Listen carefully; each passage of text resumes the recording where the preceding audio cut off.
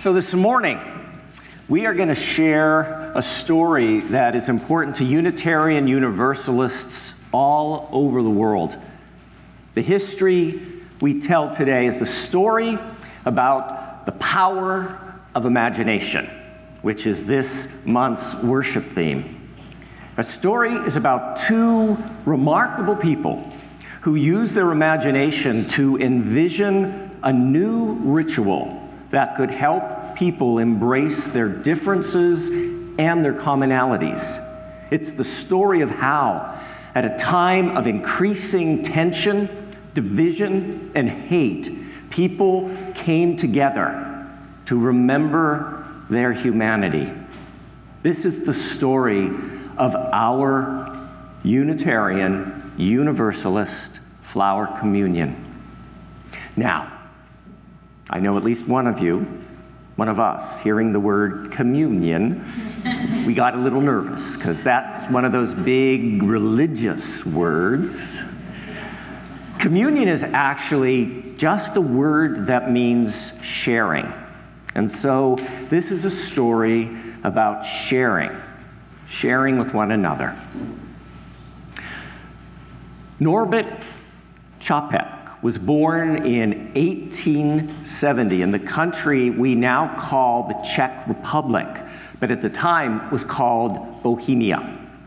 Norbert Čapek's family was too poor to send him to school, so they sent Norbert to live with his uncle Victor in Vienna, Austria. Norbert's uncle was a tailor, and Norbert worked as his assistant. This way, he was able to earn money to pay for school. Now, one thing about Norbert, he liked to learn. In school, he studied science, psychology, and philosophy, and he asked questions. Too many questions. Questions that challenged the faith in which he was being raised. Norbert asked, why does one person get to be in charge of the whole church and speak as the voice of God? And why are only men allowed to be priests? Why are only the men in charge? And why can't I find a church that celebrates differences instead of trying to force us all to be the same? Norbert's uncle didn't like that his nephew asked questions. He felt that was dangerous, especially in that moment. He told Norbert, if you want to make it in the world, you better keep your mouth shut and your mind closed. In some ways, the time and place in which Norbert lived wasn't all that different from what we are seeing unfolding in our own country today. Some people don't like it if we ask questions. Some don't like it if we choose ways that are different from their own. And many, far too many people have been taught to be afraid of differences. When Norbert grew into an adult, he still hadn't figured out how to be spiritual in a way that felt authentic to him. This troubled him greatly, and he was having a crisis of faith. Have any of us ever reached that point in our life where we felt we didn't have a way to express ourselves spiritually in a way that felt authentic? Any of us had a crisis of faith at some point? Then one day, while reading newspapers in the library, Norbert noticed a woman who was also reading newspapers. Somehow, he knew he had to meet her. He just had that kind of feeling. He took a chance and he introduced himself. Hi, I'm Norbert Čapek. The woman responded, hi, Norbert. It's good to meet you. I'm Maya Veronica Oktovec. As they talked together, they realized they shared a similar interest in developing themselves intellectually and spiritually. They both were on their own individual search for truth and meaning. Could this be the search they could share together? Norbert decided to take another risk, and he shared his spiritual struggles with Maya, not being sure how she'd respond. Maya replied, Norbert, it isn't as complicated as you are making it. I think you are a Unitarian. Norbert responded, "What's a Unitarian?" Maya smiled and said, "Unitarians respect each person's own individual search for truth and meaning. They believe that all life is interconnected and interdependent, which means Unitarians are called to prioritize and protect the most vulnerable among us. They affirm the inherent dignity and worthiness of all people. They respect diversity and difference and see this as a spiritual strength. Unitarians teach that we need not think alike to love alike." Yeah, give that a hand. Could we say that together? We need not think alike to love alike. Norbert's response was succinct. If that's what it means to be a Unitarian, sign me up. So, Norbert and Maya fell in love. They got married.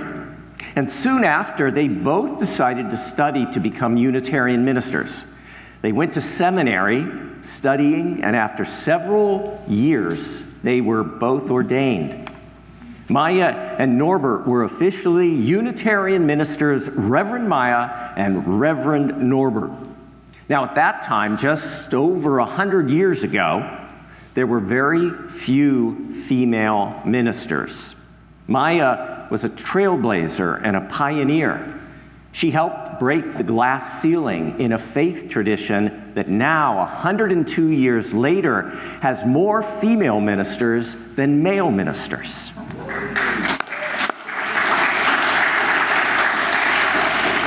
In 1921, in the city of Prague, Maya and Norbert started a Unitarian church together. People from many different backgrounds came to their new church. They came to the congregation because they wanted to be part of a church that taught religious values that resonated with them. They wanted to be part of a spiritual community because they just didn't want to face the complexities and uncertainties of the world all by themselves. They wanted companions on the journey, companions who cared about shaping a more loving and compassionate world. Now, this was 3 years after the end of World War I, and the trauma, the death, and the destruction of that war to end all wars. At least that's what they said at the time. In the aftermath of the war, Maya and Norbert wanted to do something that would bring people together and to remind them that even in the most brutal of times, in the most soul-crushing of times, there was still beauty, there was still hope in the world.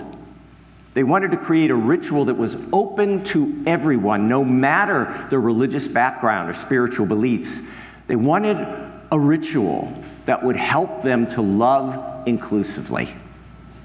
One May morning, Maya looked out of the church window and noticed the flowers growing in the church garden. Maya said to Norbert, "These flowers remind me of beauty and hope. Maybe our new ritual could be based on these." Maya continued, in words summarized by Fred Small, "In the ugliness of oppression, flowers celebrate the eternal hope of freedom. In the face of cruelty, they speak of courage and hope. In the meadow, they speak of freedom, creating patterns wild and breathtaking that no gardener can match.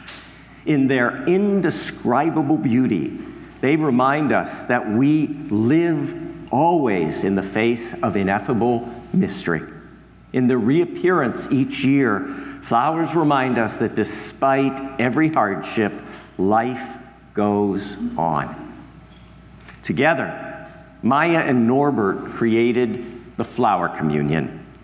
They asked everyone to bring a flower with them to church, and they brought some extras just in case you forgot or didn't know you could bring flowers today. And as they arrived, everybody placed their flowers in a large vase. Placing the flower in the vase represented that each person came to church by their own free will. No one forced them to be here. The children then carried the vase to the front of the church, and the congregation blessed the flowers together. Not the ministers blessing the flowers. Equally, the congregation with the ministers blessed them. After the blessing, as people prepared to leave the service, they went to the vase and each took a flower different from the one they had brought with them. So, what did this flower communion symbolize? No two flowers are the same. Together, the many different flowers form a beautiful bouquet. This bouquet would not be the same without each individual flower. And so it is with us. Our church would not be the same without each and every one of us. No matter how different we may be, no matter how different some of our thinking or our backgrounds may be, we are all beautiful in God's eyes, for we're all part of the great bouquet of creation. We are, in the end, beautiful, different, and one. When we leave the service with a flower brought by someone else, it's a reminder that we are connected to each other. Maya and Norbert introduced the flower communion 102 years ago on June 4th, 1923. The people in Maya and Norbert's church loved this flower communion and the caring community that it represented. Their church in Prague became the largest Unitarian church in the world with over 3,000 members.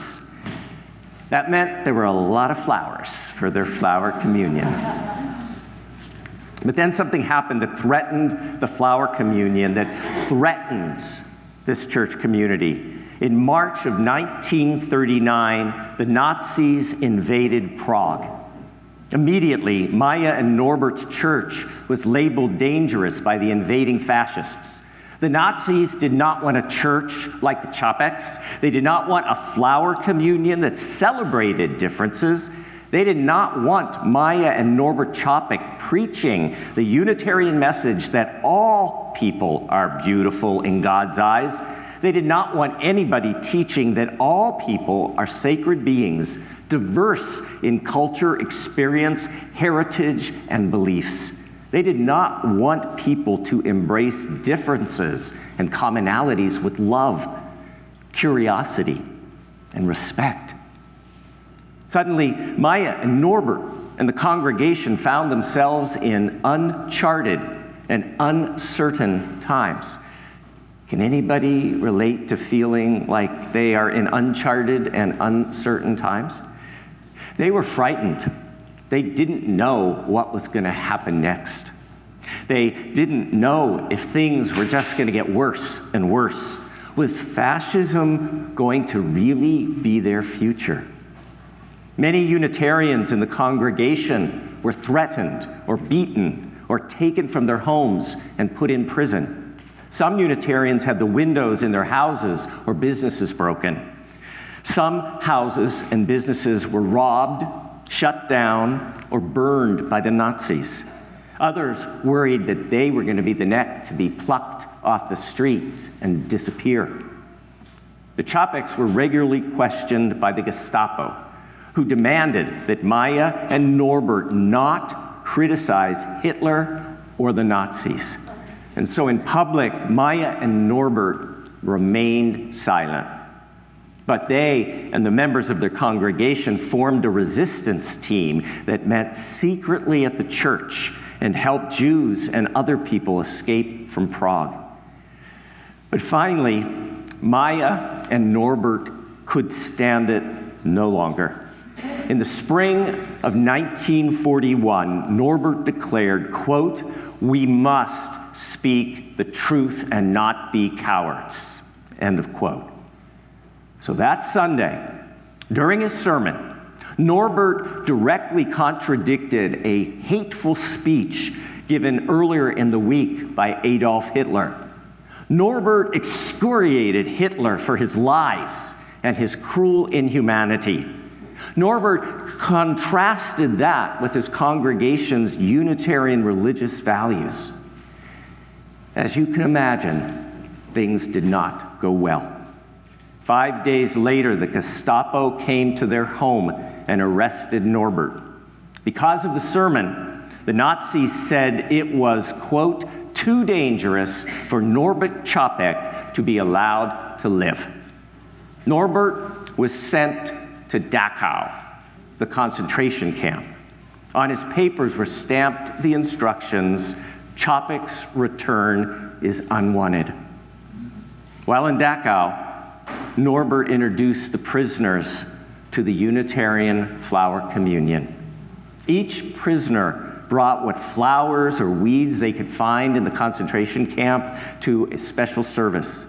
At the end of the service, the prisoners left with a flower or green growing thing different than the one they brought, one brought by their fellow prisoners to symbolize their sense of community.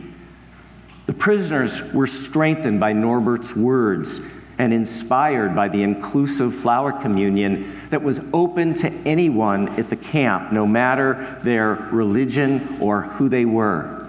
The prisoners liked that the simple ritual reminded them there was still beauty and goodness in the world. After the war, survivors testified that the Unitarian minister could not have been sent to a place where he was more needed. Norbert brought hope and resilience to the Jewish, Christian, Unitarian, Roma, lesbian, gay, and transgender prisoners in Dachau. Norbert's ministry in the concentration camp ended when he was transported with other older prisoners to the section of the camp where barbaric medical experiments were being conducted on elderly prisoners. He was tortured and killed. These are the last words that Norbert wrote to his beloved wife and partner in ministry, Maya.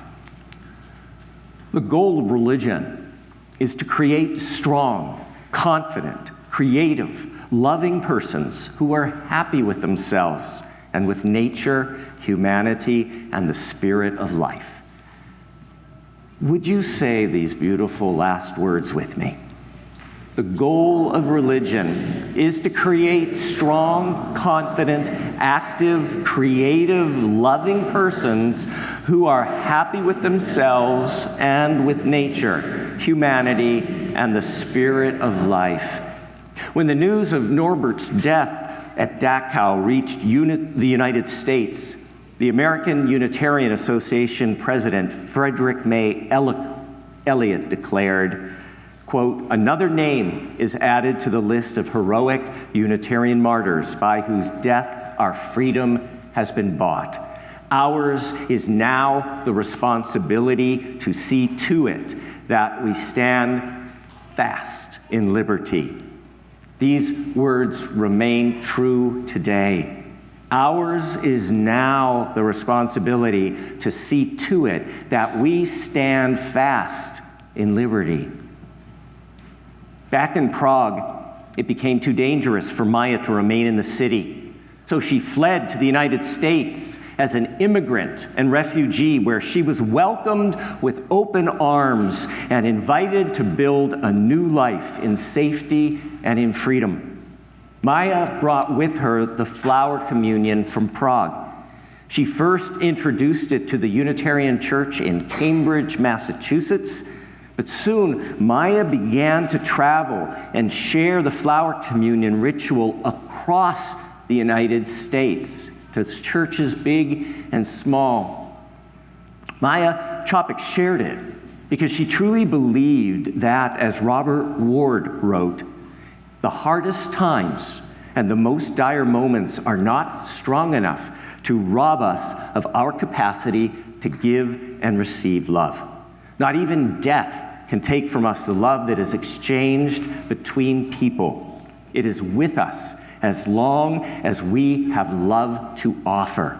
It's with us whenever we are open to receiving love from others, by offering what we can, by making room to receive the offerings of others, we carry with us the hope for the future. My dear ones, today we carry with us the hope for the future. Que así sea, bendito sea, may it be so, blessed be, amen.